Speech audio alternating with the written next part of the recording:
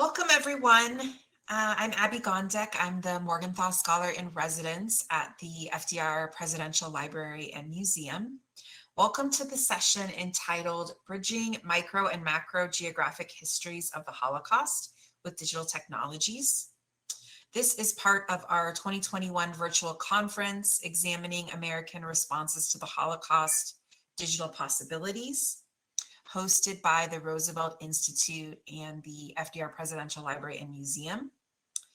This session is being recorded and will later be posted to the FDR Library's YouTube account.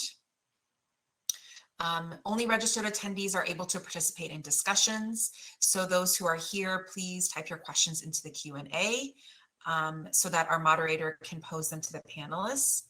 And there's also going to be an option to use your virtual raised hand, which Rachel, the moderator, can explain more in a little bit. We have a code of conduct that I'd like to go over with everybody for the conference. So first, dialogue should be civil, respectful, and focused on Holocaust studies and digital humanities. Personal attacks, profanity, or hate speech will not be tolerated, and violators will be blocked.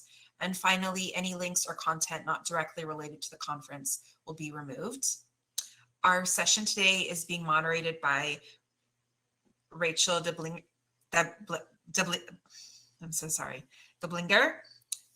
who is the Director of Modern Endangered Archives Programs at the UCLA Library. And I'll hand it over to Rachel. Hi, everyone. Thanks, Abby. Thank you all for being here with us today. I'm really excited to be moderating the Bridging Micro and Macro Histories of the Holocaust with Digital Technologies panel. We're going to be having two papers on the panel today, both of them coming from the Holocaust Ghettos Project, which is a part of the Holocaust Geographies Collaborative, a project that utilizes a geographic technology called GIS, as well as corpus and computational linguistics to integrate individual and large-scale Holocaust histories, including victim and perpetrator experiences. The project uses a large body of survivor testimonies, as well as an encyclopedia of Holocaust ghettos and camps.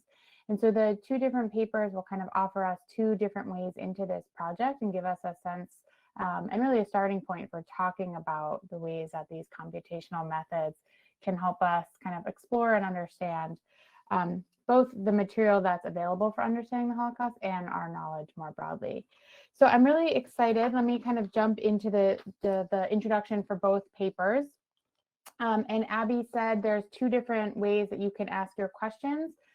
Feel free to put questions and comments into the Q&A panel all the way on the right side of your screen throughout both papers.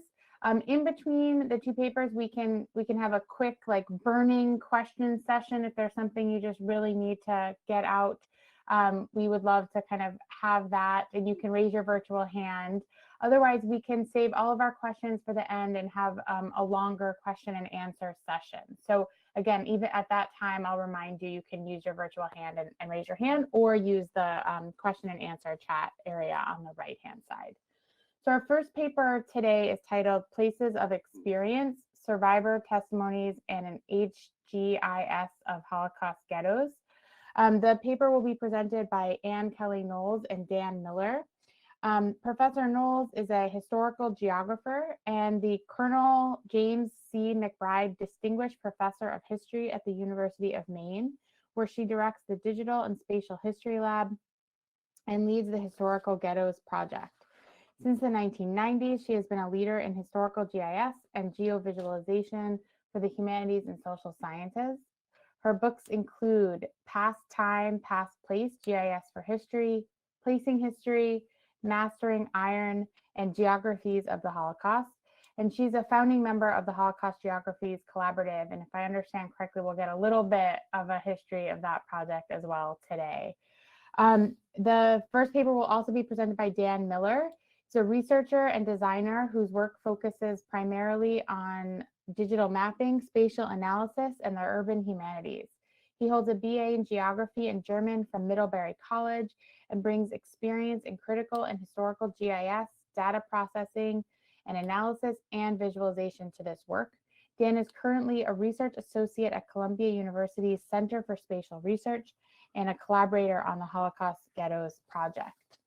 Our second paper will be presented by Maya Cruz, titled Using GIS to Model Hiding Places in the Holocaust.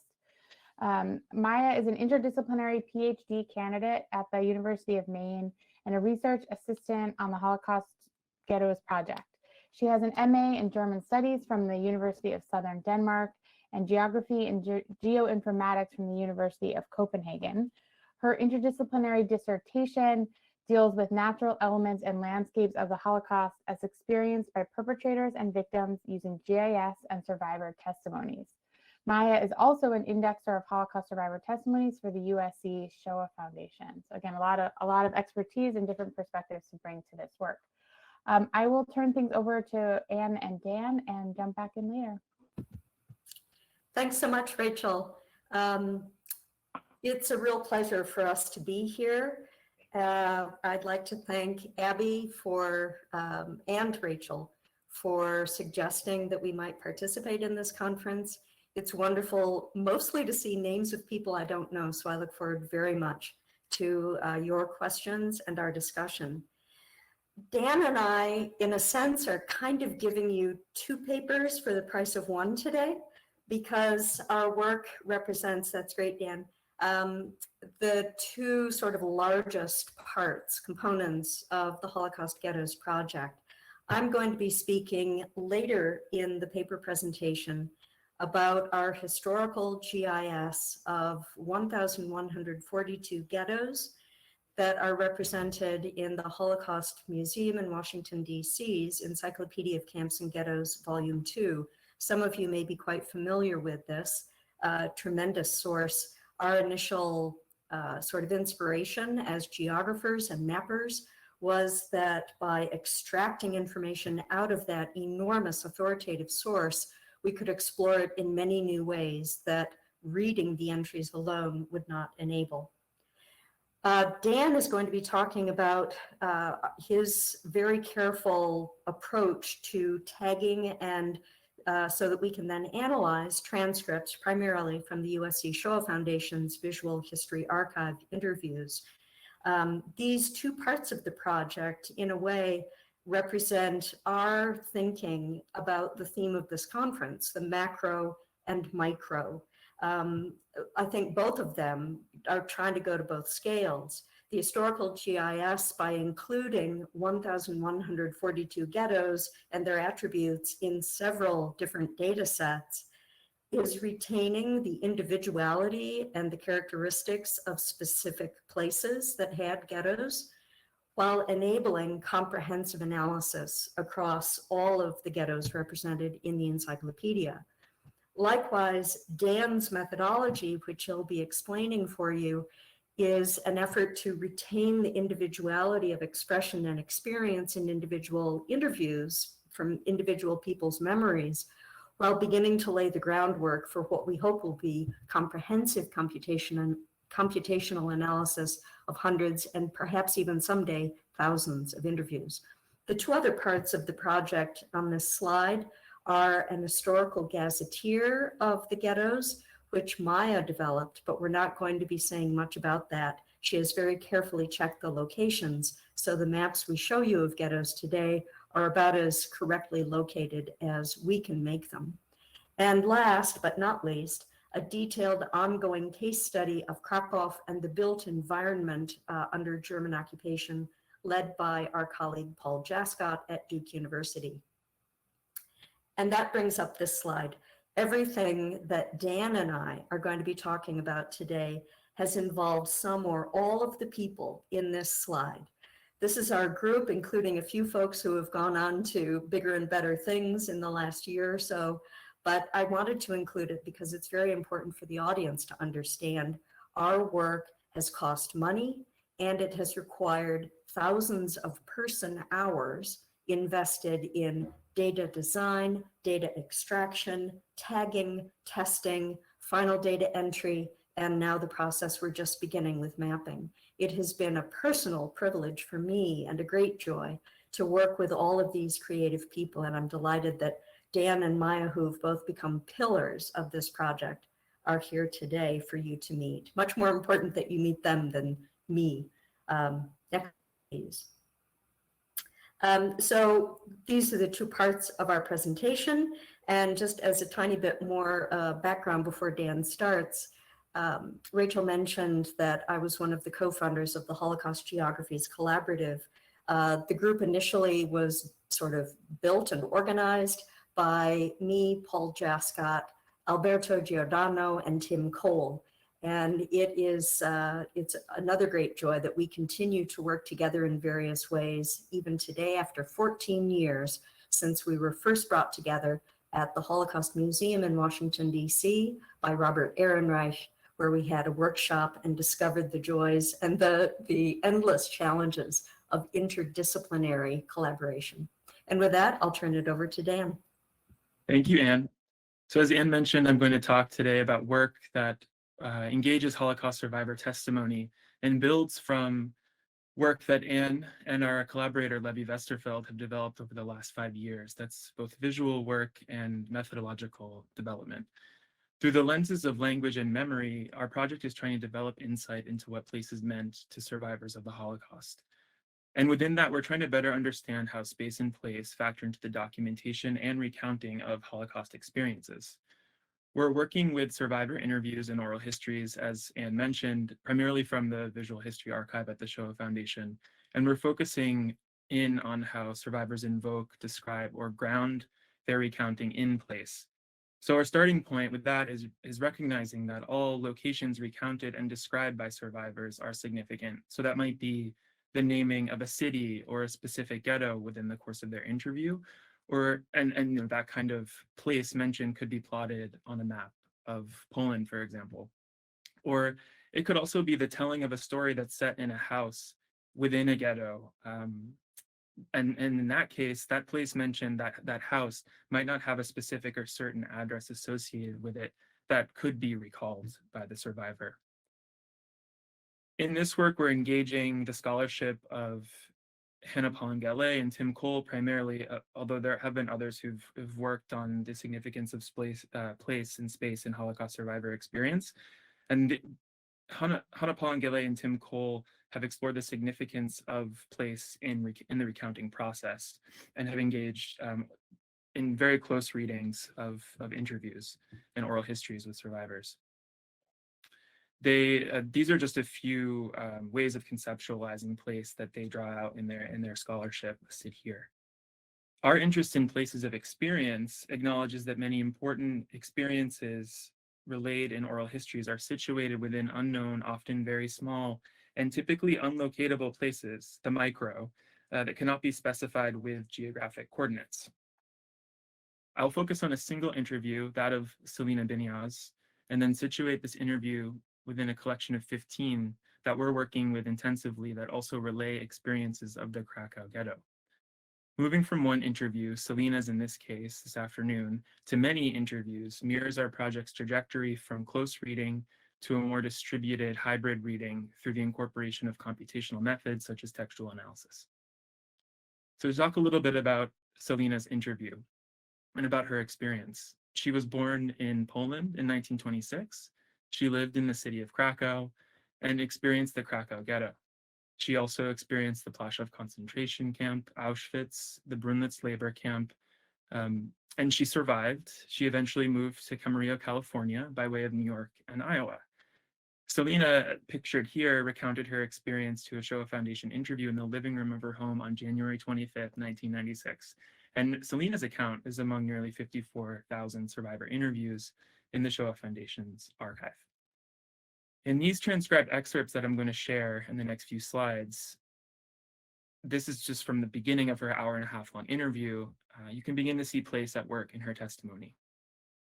She's first asked to locate her memories through geographical place names, where she's currently located in California and where she was born.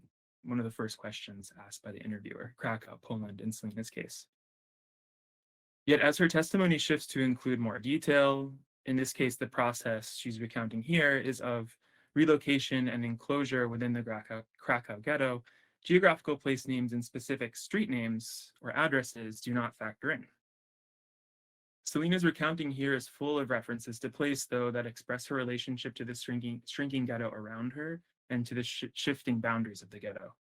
Her experience of ghettoization is characterized by these places highlighted in yellow, and they represent the nested scales of Krakow, the ghetto, the Jewish section of town, as she refers to it, the walls around the ghetto that she speaks about. She talks about buildings in a broad sense and of her house. Krakow, Plaszow, Auschwitz, and Camarillo, for example, are all significant to Selena, but so too are a courtyard that she describes, a factory floor, a train, a barrack, the bunk as well, that is the site of an important memory for her. This becomes evident, or the significance of these places that are not mappable in a kind of straightforward geolocation sense become evident when you spend time with her story. We're interested in identifying all of these places, particularly the places in the column on the right, those that resist geocoding and conventional geoparsing, which is a method within corpus linguistics. Drawing out the relationships between survivor and place, memory and place, as well as the relationships between recounted places, is a primary focus of this work. To develop a nuanced method to identify place in interviews, we began with close readings, manually tagging and annotating all mentions of place within individual interviews. Some examples here. We learned a lot about the structure of language and patterns of speech that are typically associated with mentions of place. We then expanded our reading to 15 Krakow-related interviews. So these are all Holocaust survivors interviewed by the Shoah Foundation who experienced the Krakow ghetto, whether they're born there or relocated there in some cases, including that of Selena, as I mentioned. Our work with this expanded set of interview transcripts is motivated by just a broad set of methods and the capacity of computational or textual analysis within corpus linguistics to draw out and identify places from hundreds of survivor interviews and regard them collectively. And that's really important for us, as Anne mentioned previously, starting to move towards a kind of collective or distributed reading. This process is informed by what we learned through the close reading process, of course, and we move with close reading into the distant, distributed, or modeled reading. And this diagram that you're looking at, I'm just going to focus on what takes place in this one column, our method for tagging places, drawing from the relationship between those places to different parts of speech that they are typically associated with in the recounting process. So drawing on the structure of language there. We're excited by the potential of these methods to support and extend our close readings. And I still want to emphasize that what we learned from close readings, we're taking that with us and we're trying to move towards a hybrid reading, so not replacing close reading with computational textual analysis, but trying to bridge the two in really thoughtful and nuanced ways. It's definitely a challenge, which we can talk more about altogether.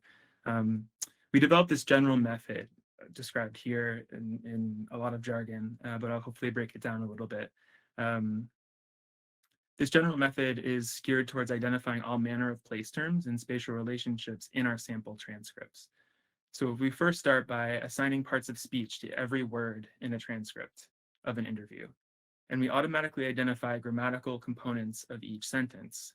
And we use that tagging to isolate prepositional objects, noting that places are often mentioned immediately after a preposition or a spatial preposition. This list that you see here in the center are prepositions that frequently correspond to mentions of place in the English language.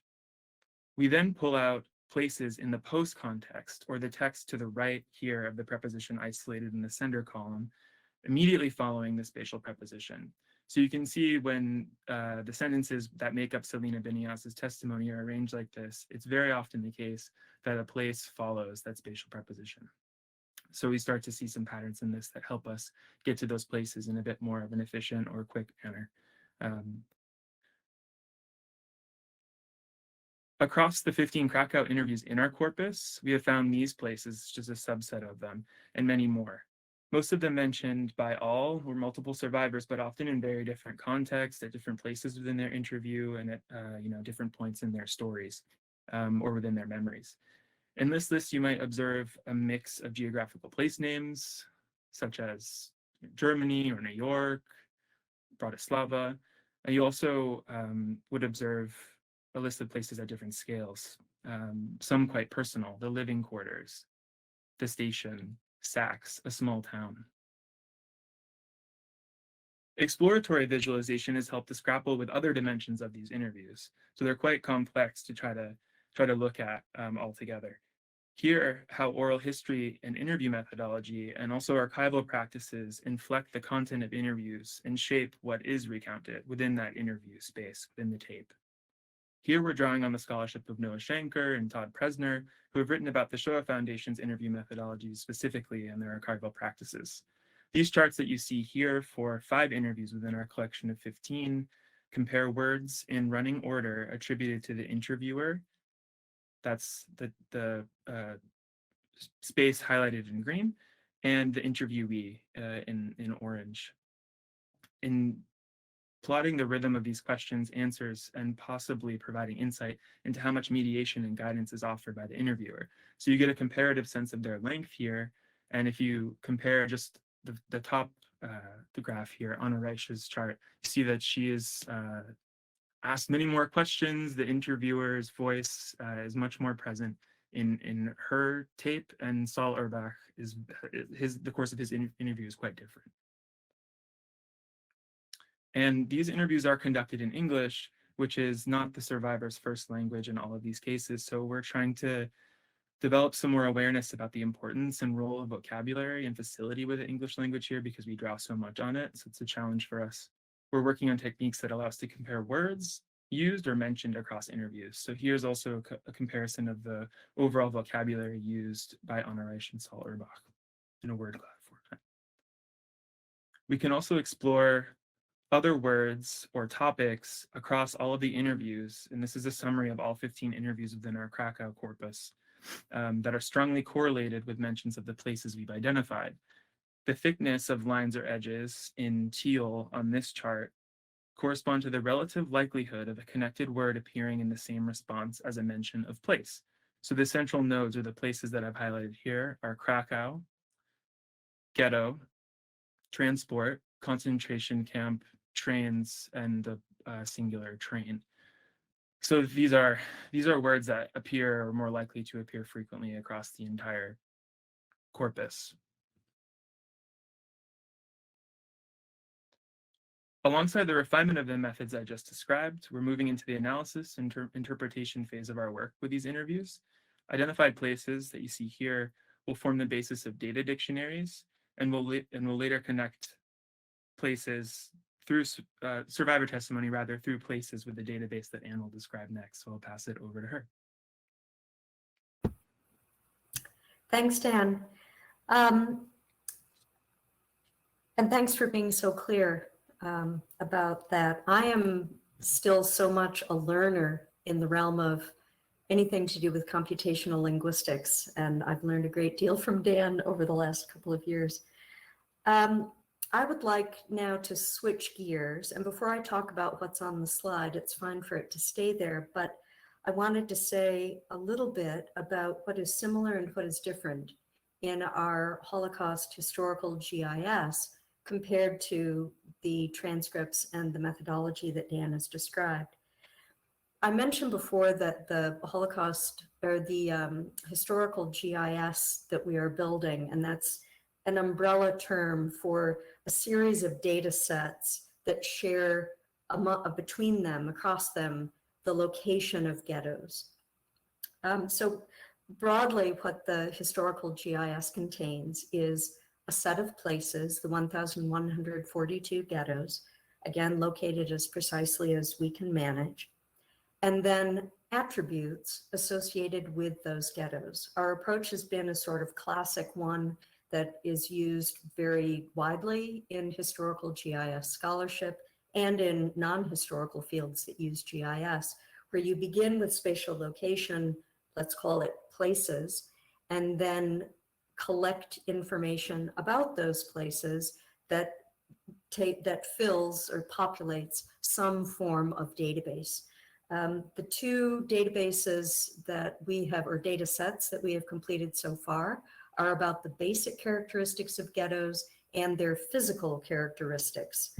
And I'll have a bit more to say about that in just a moment. We're also working on a third data set right now on what we're calling mass removal events, which include deportation to death camps, deportation for labor, local killing, which shares the characteristic of removing people from a given ghetto community, and that we hope to finish in the next couple of months. What those data sets have required of us is a very close reading of the encyclopedia. In fact, the members of the group, I'm thinking of Eustace Hillebrand, who just graduated from the University of Maine, who has invested the most time in developing the historical GIS side of this project. He has probably read at least half of the encyclopedia in its entirety 2 or 3 times, if not more.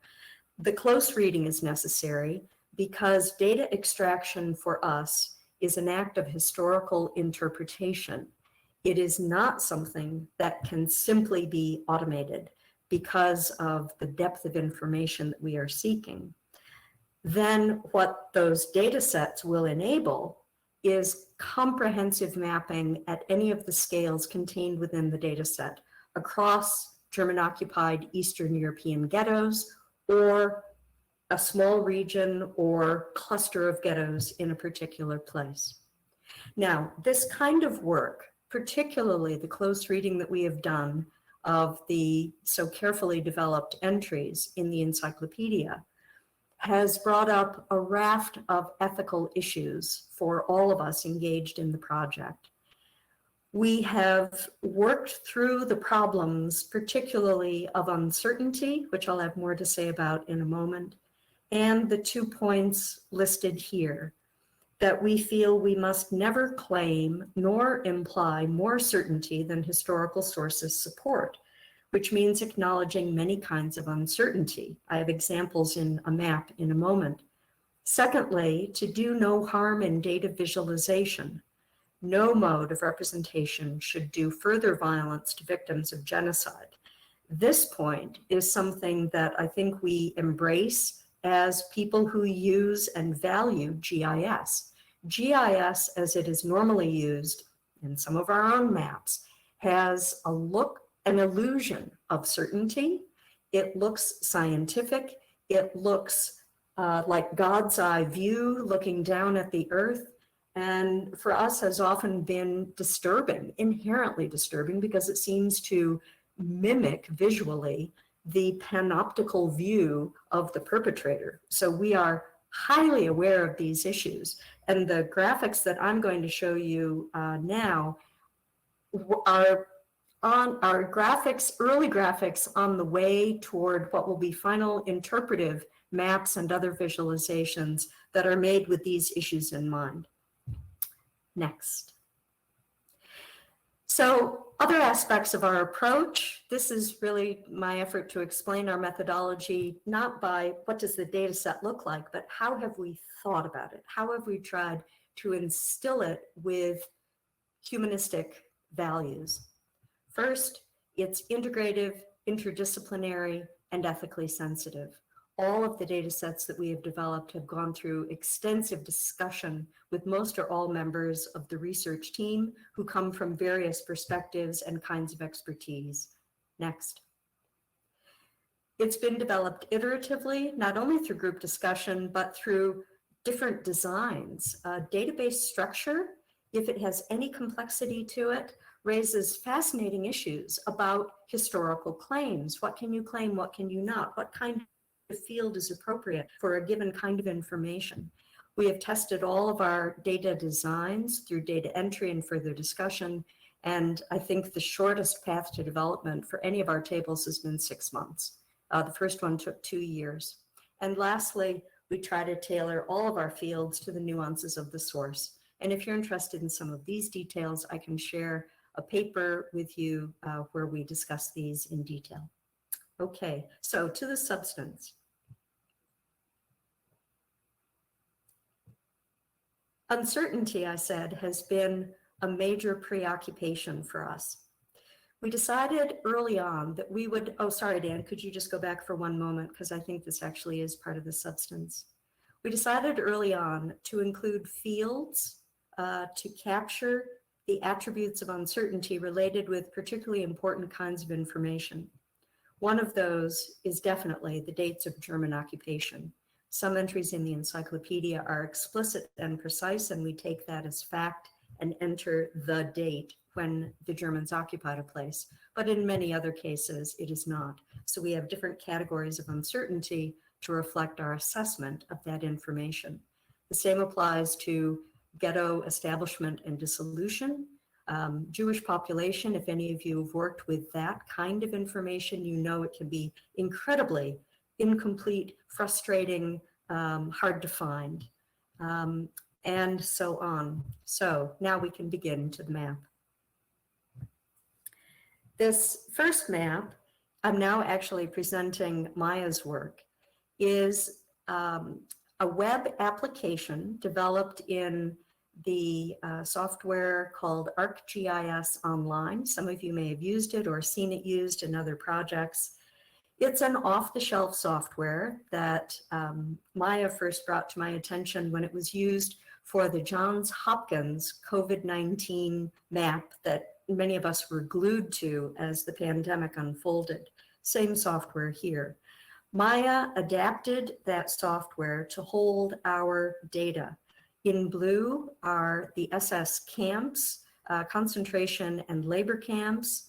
In gray, the ghettos out of volume 2, and with red stars, the 6 extermination camps.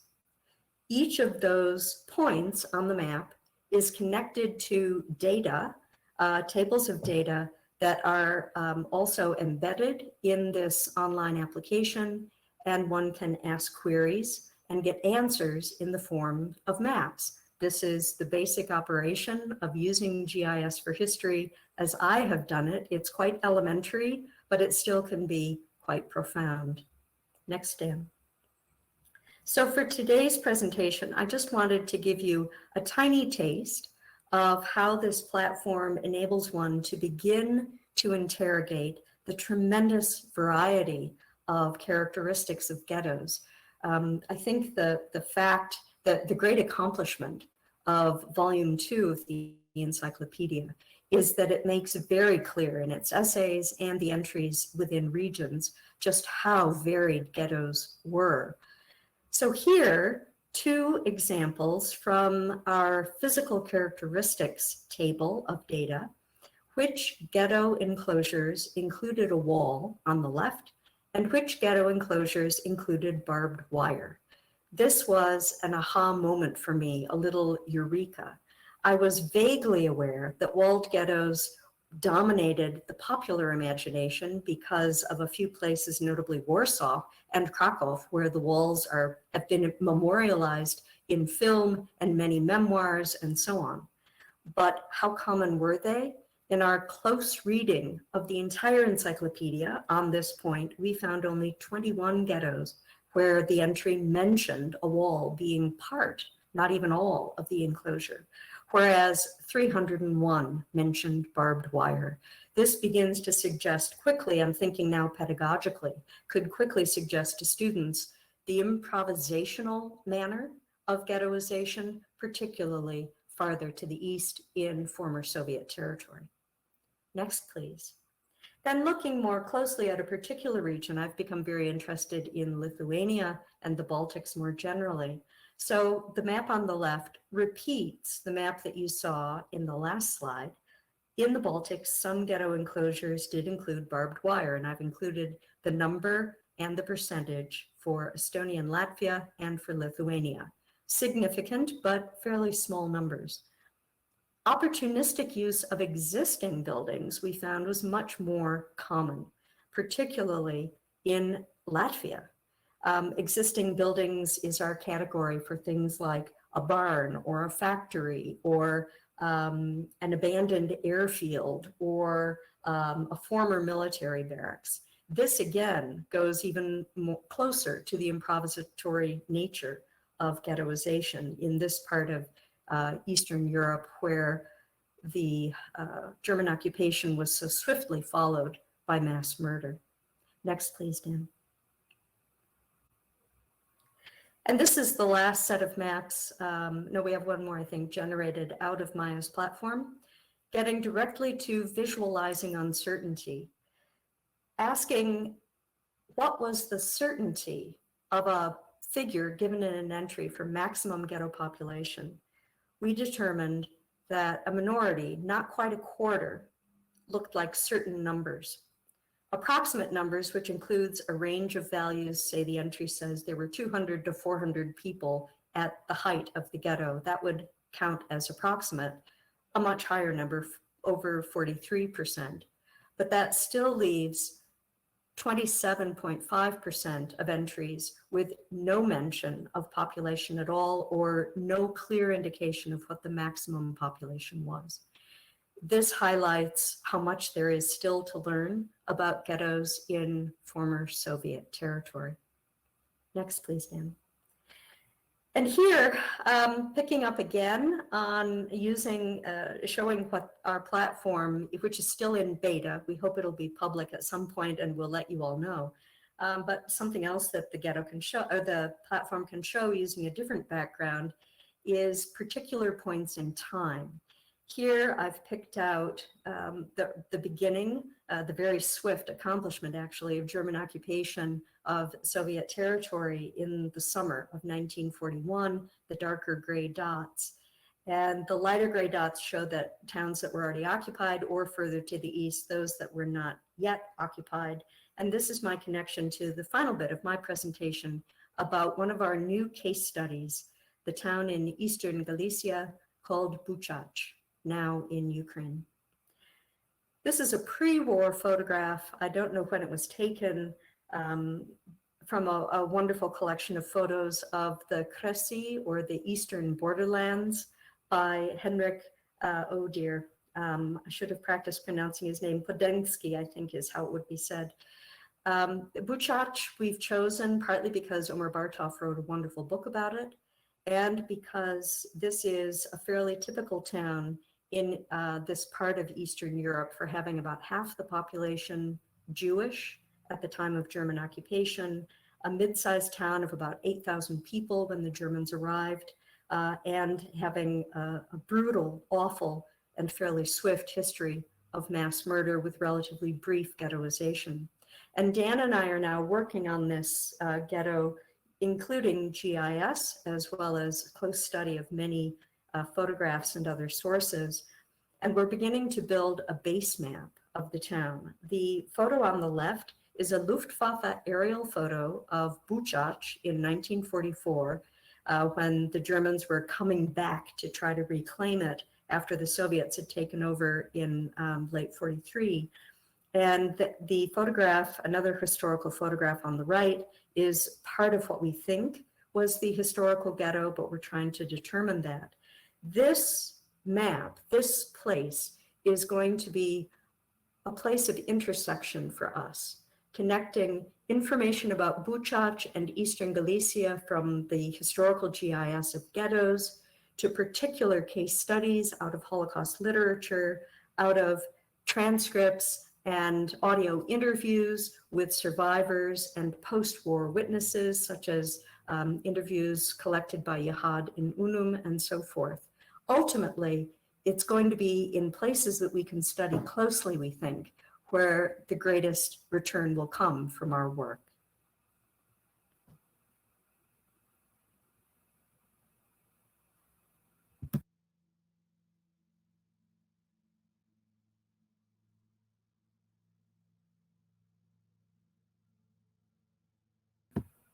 Dan, do you want to carry through the finals? Sure. I think I'll stop sharing and just go through the research questions that I think, and your last comment really brings them together. I think focusing in on Buchach will be a goal for us, or a focus for us for next steps. And I think that's where, as Anne mentioned, we are trying to use what we're learning from our work with interviews and oral histories to form a bridge based on location between the types of database development work that Anne and the other members of the Ghettos Project have been so invested in, and what could be discovered or integrated through careful consideration and reading of oral histories from survivors. I think within that, the questions that we're focusing on too are how survivors describe or relate to places of danger or survival or resilience, and how those might be identified through corpus methods. I mentioned Todd Presner's work earlier. He writes about the potential of regarding corpora or large collections of testimony and kind of approaching the scale of the maps that Anne just showed us that could be drawn from encyclopedia entries and through the large research undertaking and the process of developing that encyclopedia. But how might we build something from testimony? I think that's a larger driving question for us and others like Todd who are engaged in this work. And how can we identify patterns in survivors' experience? So there's a lot of potential in comparative analysis. What are their experiences in interior versus exterior spaces? How could we compare weather and climate across Europe? What are different experiences based on geography and gender and age that are expressed through the places mentioned and the places experienced or recounted by survivors? So I'll leave that there. And the one thing I would add to extend from Dan's comments is that the historical GIS data sets that we're building and mapping also really hope to stimulate comparative work about ghettos. There are superb books and articles about individual ghettos, but there's been very little comparative work. It's been really daunting, and we hope that some of our digital work will make it easier for others to begin doing comparative work as well. Maya, unless there are any questions right now. I don't see any hands. Maybe we'll keep the Q&A questions till the end. So Maya. Yes, thank you. I will share my screen.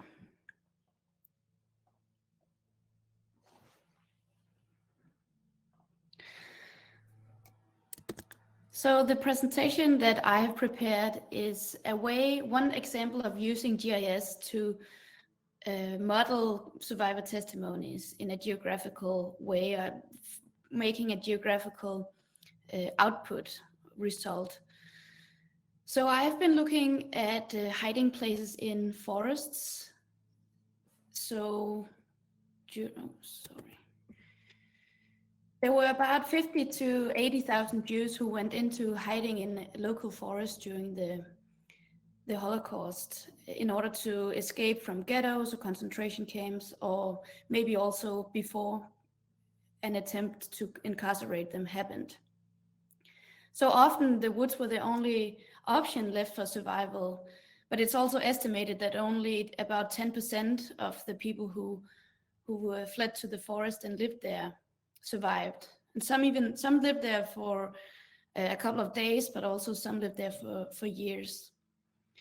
So what I did with my project was to use ArcGIS Model Builder.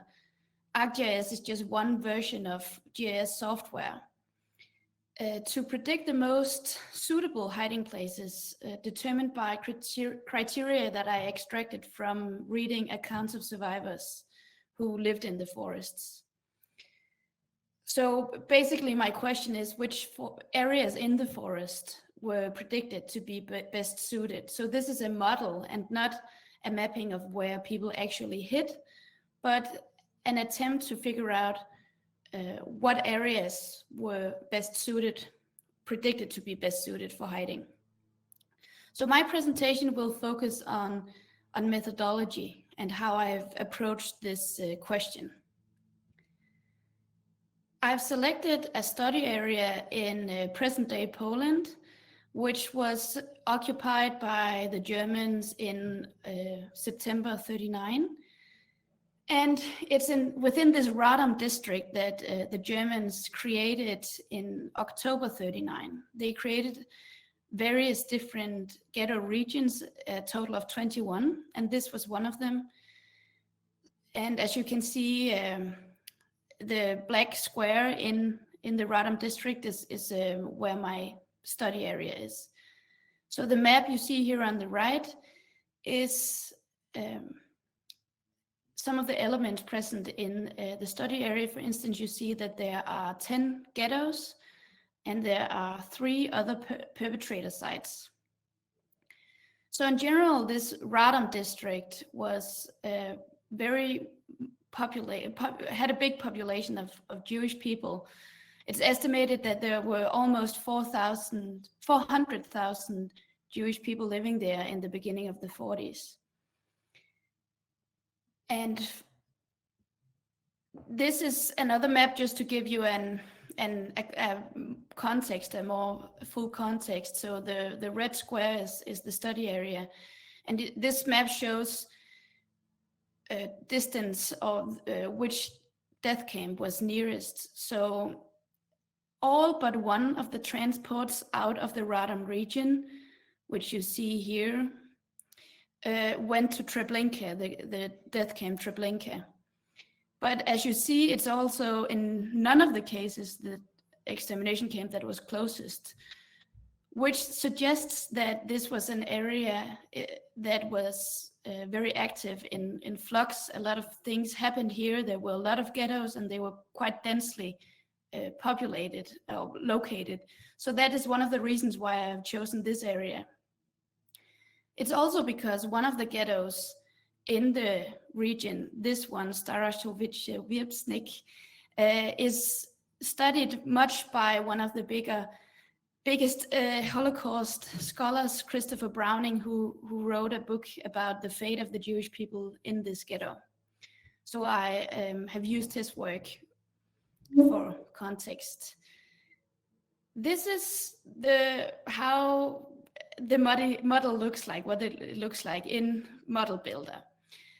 It may look a little complicated. It's not as complicated as it looks, but the blue circles on the left are the inputs that I put into the model. So you see that I have worked with data on forest and settlements, roads, slopes, and perpetrator sites.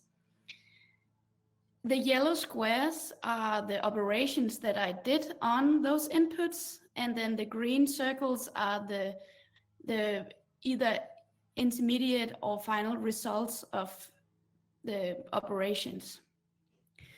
So what it all ended up being was a final, as you see here on the right, the one that says hiding suitability, that is my final output, and that is the layer, the geographical layer that I'll show you on the final map that I created from this analysis. You also see here I have the green square called forest values, and then building values, road, slope, and perpetrator sites. All these were added together to make the final output. The way that I acquired the data for the model was for topography. So I needed to figure out what the elevation of the landscape was, because elevation was one of the aspects that was important for the forest refugees. But because I didn't find any historic, DM is a digital elevation model, I didn't find any historic ones for the area, and I could have created one, but it takes quite a while to extract contour lines from historical maps. So I decided to use a present one. But topography doesn't really change a lot over the course of 80 years. So I thought that that was okay. But it's different with built environment and with land cover, which change a lot in the course of 80 years. Towns expand and forest is cut down, and so on. So I found these two historical maps that you see on the right that I digitized. So roads, these roads you see connecting all of the towns were just drawn by hand with lines, and then forest forest was also drawn by hand. It was different with settlements because I wanted individual houses to be extracted, and there were a lot of little houses on these maps, so I decided to test an automatic extraction.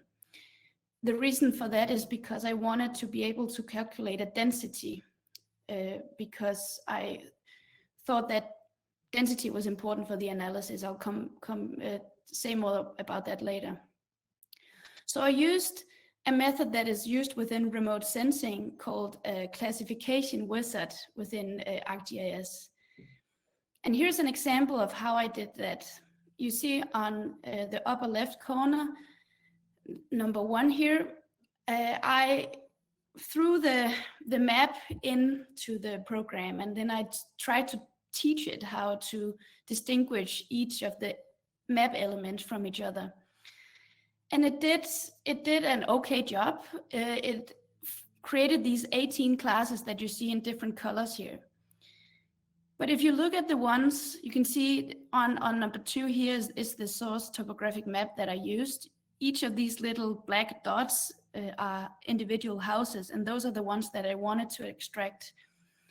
But if you look at the output here, you can see that the black, that the ones that are colored in black are actually doing a pretty good job of identifying those. So that's the one called class 0 here.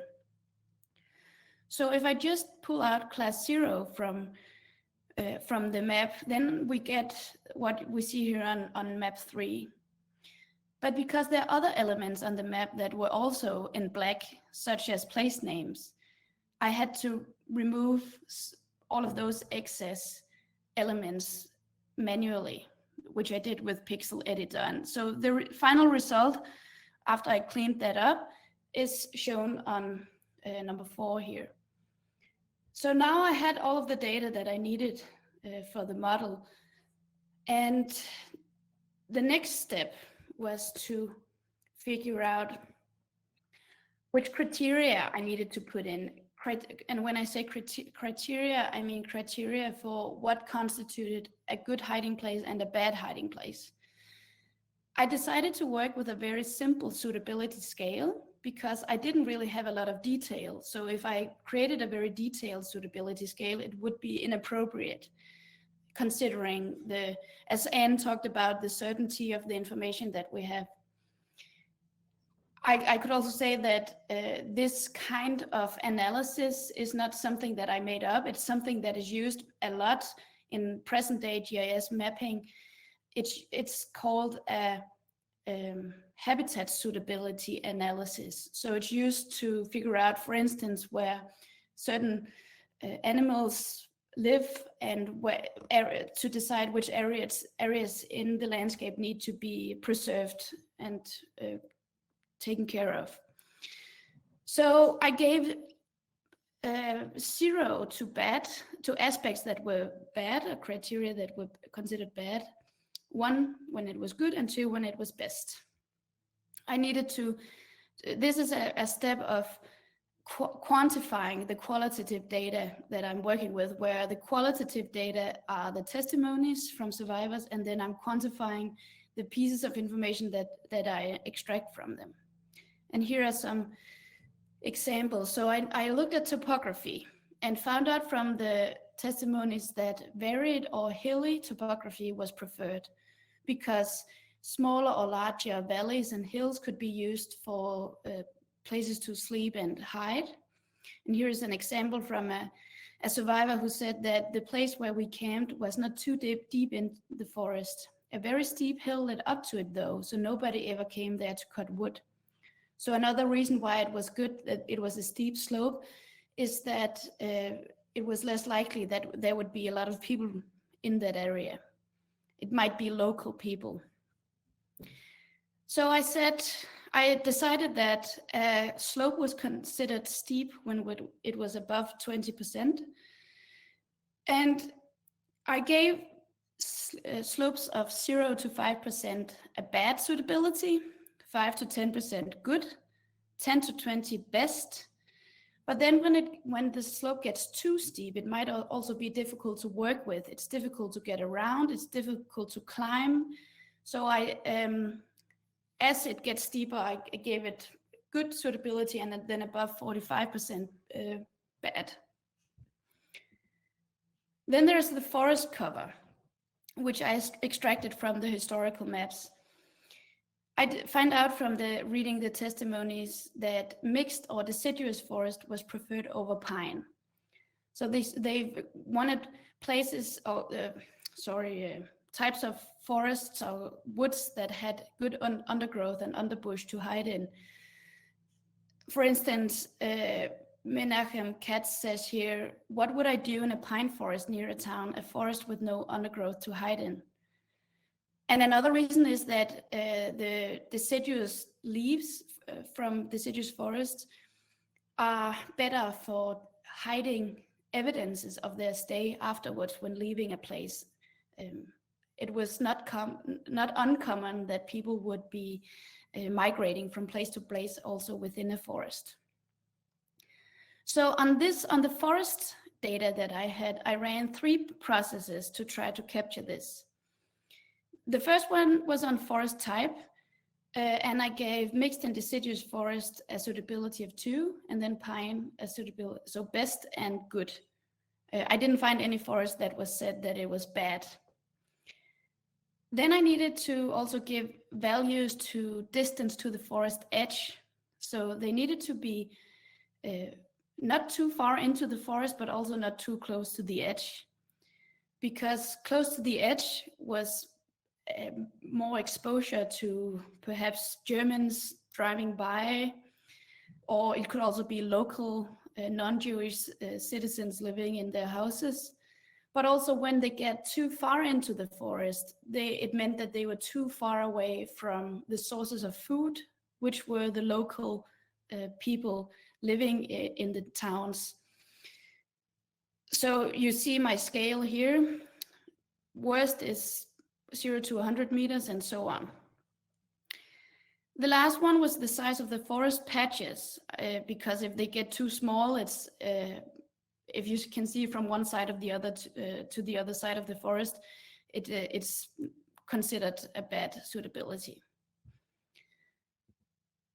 The next part is the built environment, because as I mentioned before, the built environment, it's difficult to exactly know how to deal with this, because it was the primary source of food for the people. They went to the locals and got some bread or something, but it was also the locals that might be anti-Semitic and who turned them into to the Germans. So I said that the forest should not be too far away from towns and cities and not too close to major roads.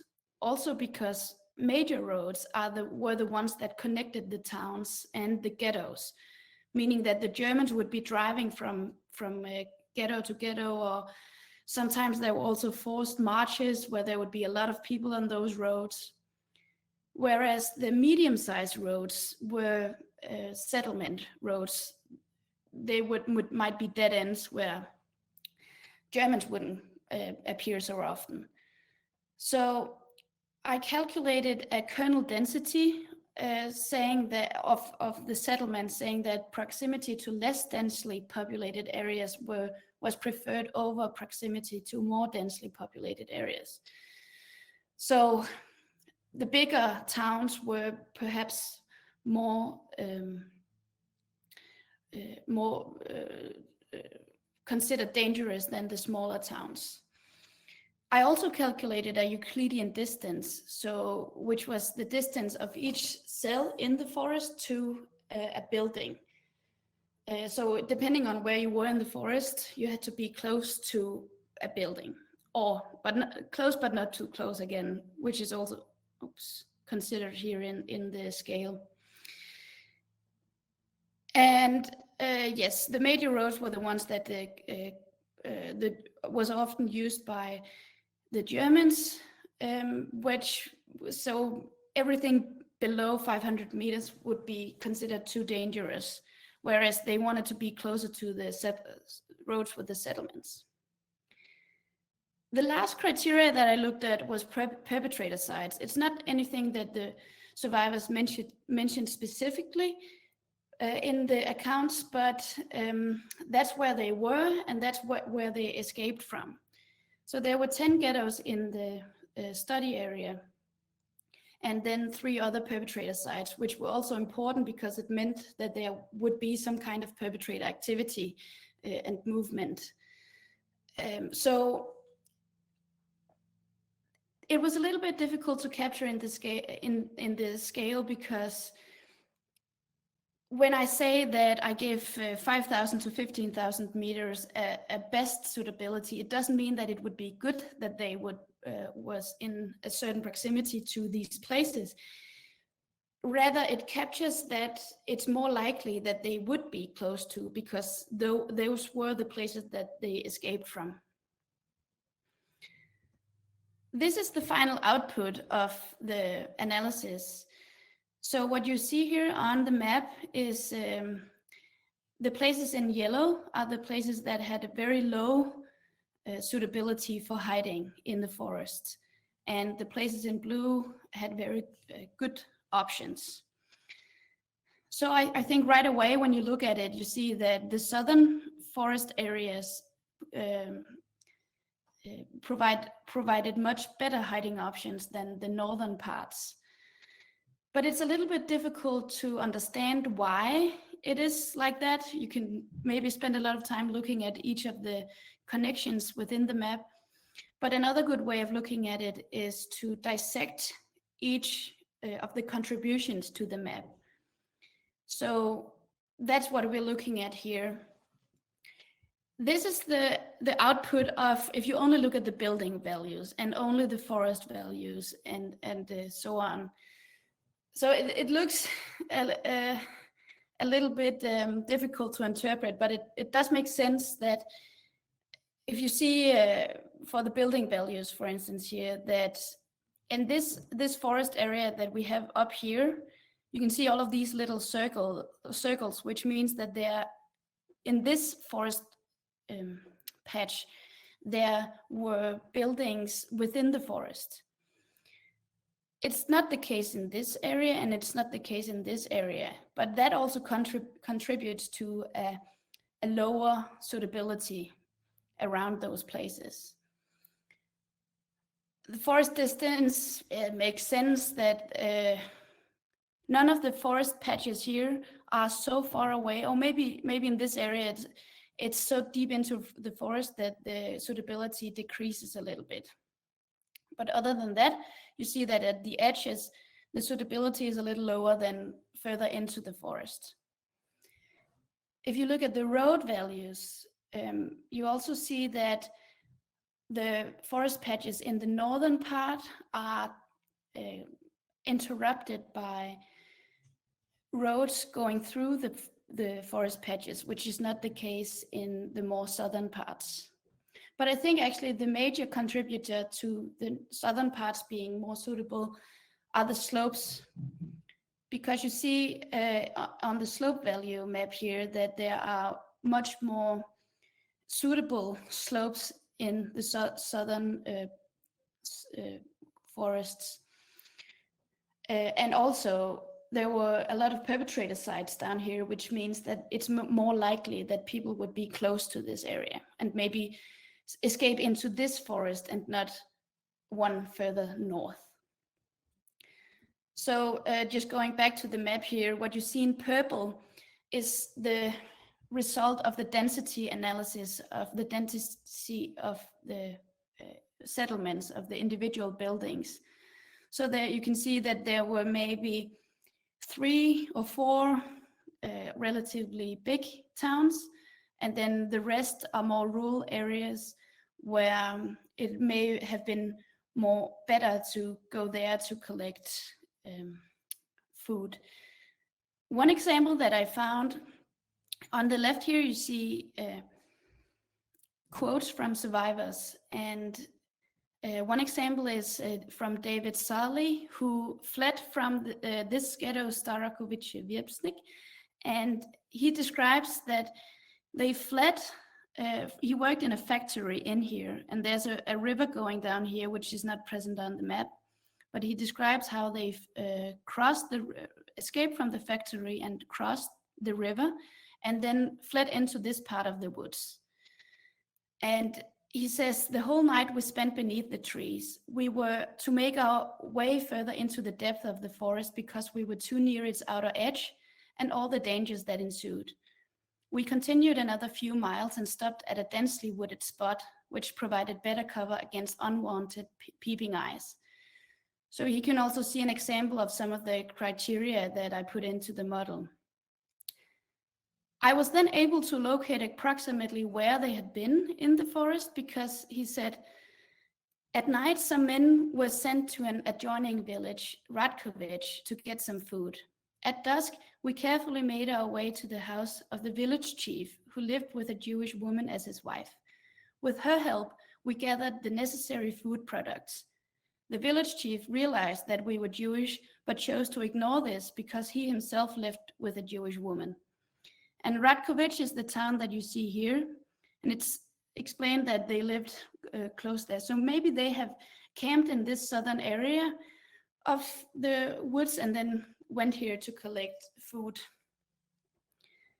The reason why the model is not explaining this as a well-suited area is because these, I don't know if you can see it so well here, but this area is a marsh actually, and the model doesn't consider marsh.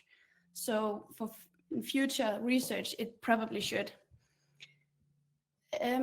So this way of looking at an aspect of the Holocaust is using the landscape as evidence. So it's a way of bringing the Holocaust literally down to the ground, looking at individual landscape elements also helps people to be able to mimic the behavior or the options that the people faced. So it really puts the victim at the center of the analysis, and it also refutes the notion that GIS is not suited for mapping qualitative resources like victim survivor testimonies. But the model is not perfect at all, and it has a lot of uncertainty, and there are a lot of aspects that it doesn't include, such as marshes and swamps that I mentioned before, but also rivers, lakes, soil type. Soil type could be important, for instance, for digging. So sometimes they needed to dig the areas they needed to sleep in to create a little valley in the soil. But if it was very clay soil, that might have been impossible compared to regions with sandy soil. But also climatic conditions, and this includes seasonal changes. What happened in the forest really changed a lot with winter, and even the composition of the woods changed in the winter, because the only partisans would be left in the forest, unlike individual people might migrate to other places because it would have been too cold. So what is helpful about a model like this is that it can be used in places that have no sources at all. Only 10% of these people in the forest survived, which means that it's very scarce with how many sources we have. But if we take the criteria from other people and listen to what they say about it, we can also use it on other regions with no survivors or no sources. So it can tell us something about what the landscape meant for survival.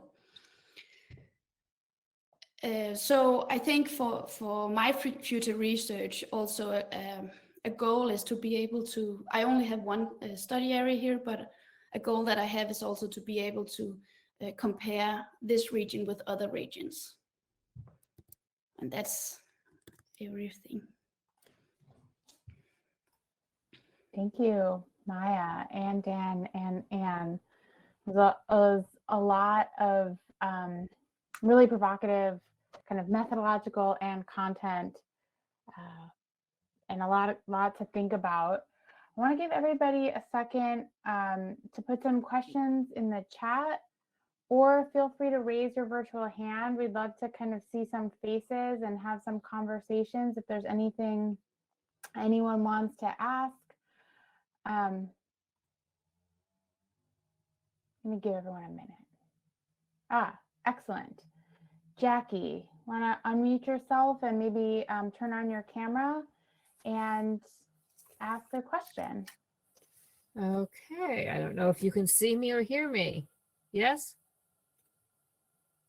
All right, so between the last few days, I've seen so many digital resources for organizing materials.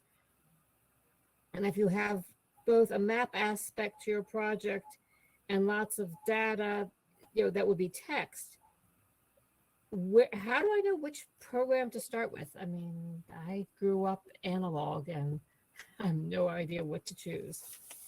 What do you want to do, Jackie? So I have research on the Survivors Talmud or the U.S. Army Talmud or the European Shas, according to the JDC. And I have made lists of where all the original sets went, and I'm trying to figure out where they are now. I've put out a call to figure out where they are. Plus, there's a lot of information about how those was printed and who approved it. So there's a lot of text, not just mapping materials. But you want to be able to see, first off, where the objects were. They all started in Munich, and then they all went, and then some of them went from there to the US, to Israel, back to the US. That's just one particular set. And trying to find out where the books went across time and place. Do your sources include when they moved in at least some cases? Not yet. I don't think people know. Do you know the sequence of places? Yes. Okay. So I'm going to say one quick thing and then I'll hand it over to Dan or Maya. But that sounds to me like a very simple spreadsheet in whatever your spreadsheet program might be, Excel or anything else, with a unique identifier for each Talmud, each object, and place 1, place 2, place 3, place 4, that could then, with the assistance of somebody like Dan or Maya, be simply mapped as strings, as points connected by lines to indicate the sequence. Dan, what do you think? Yeah, that sounds good to me. And I also think just, I studied with Anne. I studied geography with Anne and mapping with Anne. And one of the first assignments that I remember from her course was taking out a sheet of tracing paper and tracing a map by hand. So I am, as her student, I still really believe in that as a great starting point. And I incorporate all kinds of digital methods, and as I just described, and consult all kinds of online tutorials to learn more whenever I identify a method that I think would be helpful. So there's such a wealth of resources online. I mean, just dipping into or wading into the waters of YouTube tutorials for things I recommend. But starting, writing things out on index cards, like write all of your sources out on, or like the particular Talmuds that you're interested in on index cards, and see where they overlap, and arrange it on a board or put them on Post-its and see where those elements are. So are there locations that overlap? That's something. Post-it database, that's the answer. That's brilliant. Yeah, I mean, that could be a great starting point, and then you could just take photos of the Post-its and upload, and type them up in Excel or your spreadsheet. So it's already in Excel. Okay, great. Yeah, and I like something. I've always found that something about doing working with the physical, the hands-on. I traced a map in linguistics back in 1970, and still works. Yeah. I'm just moderating here, but I do want to kind of link the question that Jackie brought to the group with the question that came up in the Q&A about how do you learn to do this work and what kind of training do you need to be able to create this project? And I think it was Anne gave a great answer in the Q&A if people want to go over there and check it out. But I think your response to Jackie's question is a really good model of that instinct, which is, oh, it looks like you did all this technical stuff, but the first question you asked wasn't, what software are you using or what are you comfortable with? The first question you asked was, where do you want to go? What kinds of questions do you want to ask with this material? And, you know, Maya, I feel like you brought in so many methods to your work, and I'm wondering if you might reflect on that as well, about maybe what kinds of tools you started with, how your questions have changed as you've moved along, and maybe how you've integrated maybe new knowledges or new methods with some of the things you brought with you from your various other training. Yes, thank you.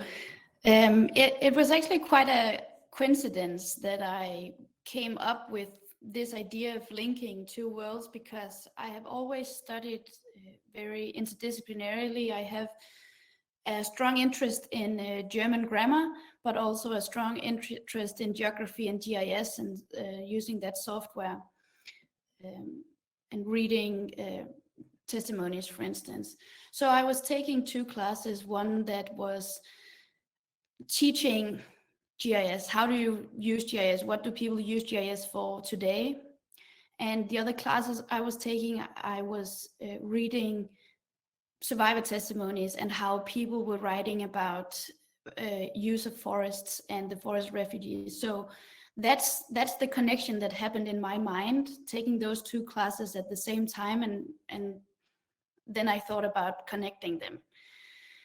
It's also reading some of the journal articles that come out in the digital humanities, and when they explain some of the issues that there are with using GIS, I was especially interested in an article by Tim Cole and Alberto Giordano about how they were saying that GIS wasn't very useful for victim sources, but more useful for perpetrator sources.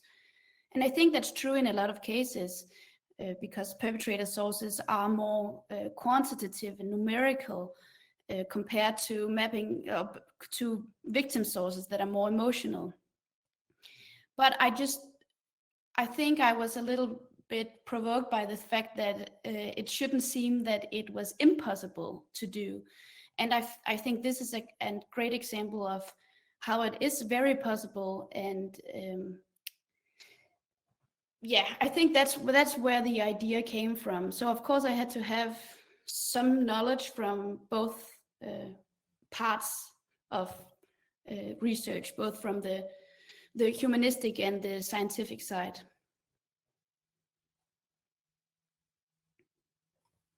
Thank you. Dan, you looked like you were thinking about joining in on that conversation. Well, Dan and Maya know this is something that I've thought about so much for years and years and years. The first question I get after almost any presentation is, what software do I need to learn to do what you do? And I learned how to do what I do first by taking courses in geography. I took my first geography course at the age of 30 in graduate school. I had no background at all. It just made sense of the world for me. And as I read works in geography, and as I learned how to make maps by hand initially, ideas came to my mind that were new and exciting. And I just can't urge people strongly enough, before you think about trying to use mapping software, if you're interested in spaces or places or movements or the differences between places or regions, read some geography, because the concepts, the geographical concepts that people in my field have developed over the years are enormously helpful in framing questions. And once you have a real geographical or spatial question in mind, then you can consult with the Dan Millers of the world or the Mayas of the world to find out which technique is going to help you answer your questions. If you don't do that, you can invest all kinds of time in learning technology that just ends up being frustrating and fruitless. So I think the questions really need to come first. We have about 5 minutes left here. I want to give everybody some time to ask more questions, either in the Q&A chat box or raise your hands.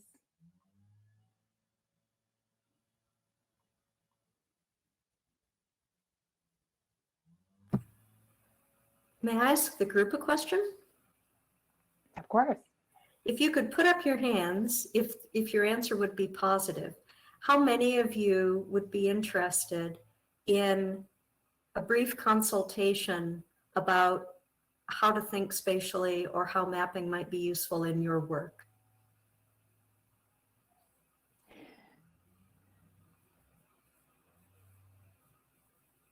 Right.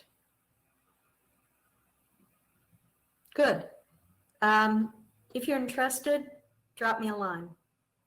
ann.knowles@maine.edu, and maybe we can find a way to have a quick chat and get you pointed in a possibly a good direction.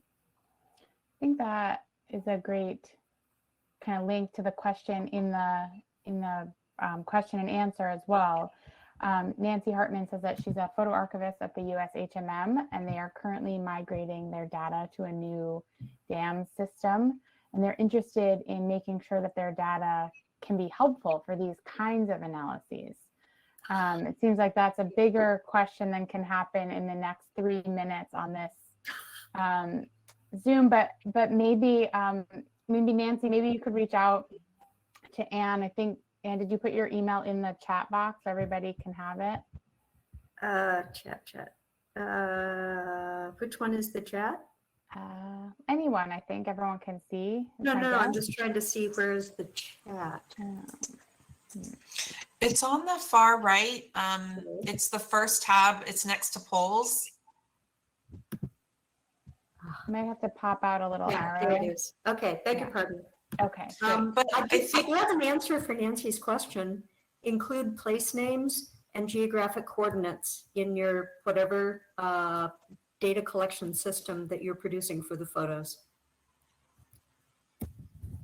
I also think that you can access the speaker email addresses if you go to the session back in the lobby and you click on the session title, and then you can get to the speakers, and then if you click on each speaker, I believe you can get to contact information. Maybe, let's see. Well, maybe, I don't know, maybe you can't. Or maybe if you go to people, the people tab, that might, on the left-hand side of the lobby. Anyway, I put my email in the chat, I think. Thank you. What a generous offer. Thank you, Anne. We have about 2 minutes left. I see a question in the Q&A. Again, that might take more than 2 minutes, but maybe not. Beth Doughton asks, what have been your most difficult issues with ethical considerations in doing this work?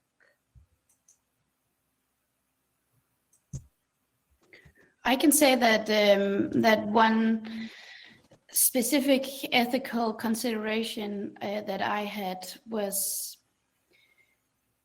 I am creating a model and a model that can predict where people would hide. How could that be misused by other people, present day people? Could it potentially be used by present day perpetrators to figure out where people they wanted to find were hiding? So that's an ethical concern that I've been grappling with. If I can add a quick one, as the leader of this project, I think the biggest ethical concern for me remains that we have to decide what work to do within the time and money and people we have. But so far, we've really been collecting perpetrator data. We do not have a database on Jewish agency Jewish self-help, Jewish resistance, information which is also rich in the encyclopedia. But we have to accomplish what we can accomplish in 3 years of funding from the National Endowment for the Humanities. And so that's a constant, that constraint of people, time and money raises important issues all the time. And I'll add, for me, when I put up that slide of the workflow diagram of where an interview goes and how it travels through our process, I actually am not quite satisfied with that document, and it gives me ethical concerns, or that diagram, and I have ethical concerns of my own with the work that I'm producing through that diagram.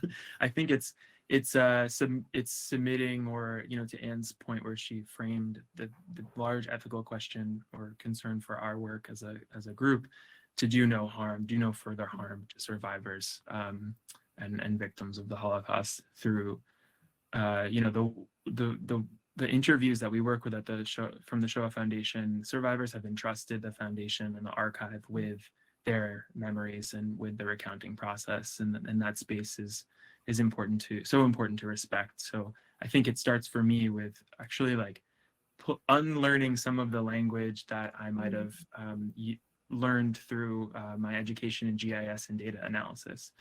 We might not refer to it an interview as data.